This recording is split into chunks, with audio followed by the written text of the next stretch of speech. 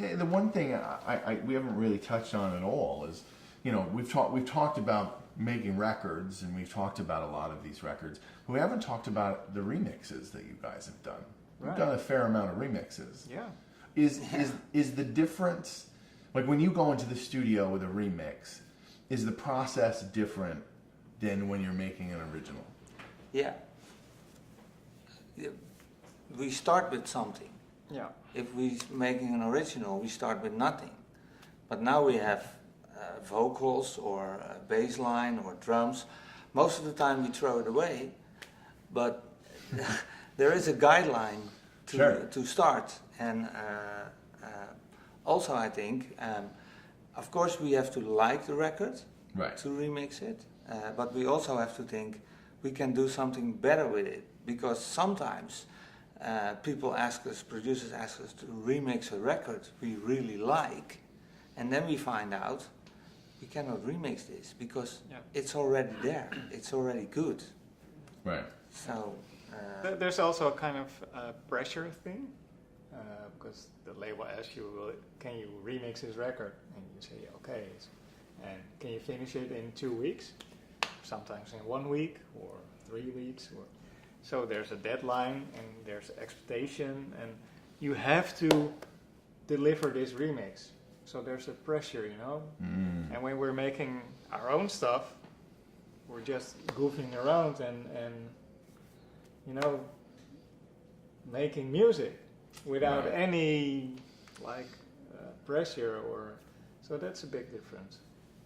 And also sometimes when we get to remix a song, sometimes like within hours it's finished.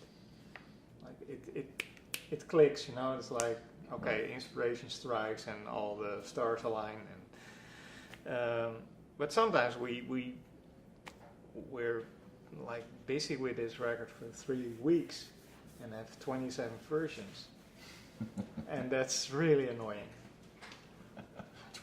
V27. Seriously. Well, no. What I was gonna say is you know, I find inspiration from film, art, books.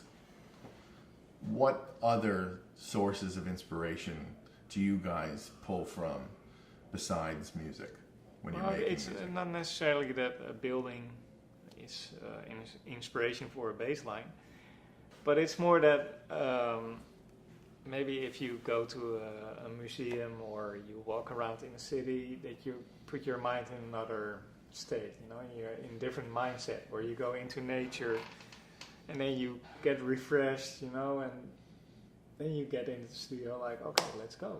So it's not necessarily that this tree will end up being an awesome hi-hat, but it's more like that you're happy to be in the studio again.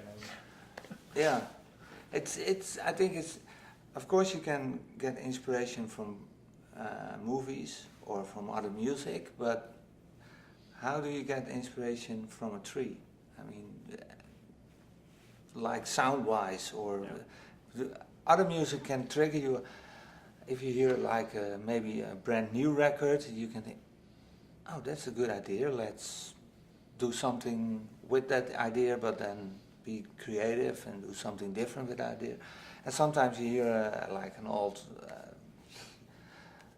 jazz record or soul record or disco or whatever, and you hear a build-up of a song, and then but most of the time the inspiration comes from other music. Yeah.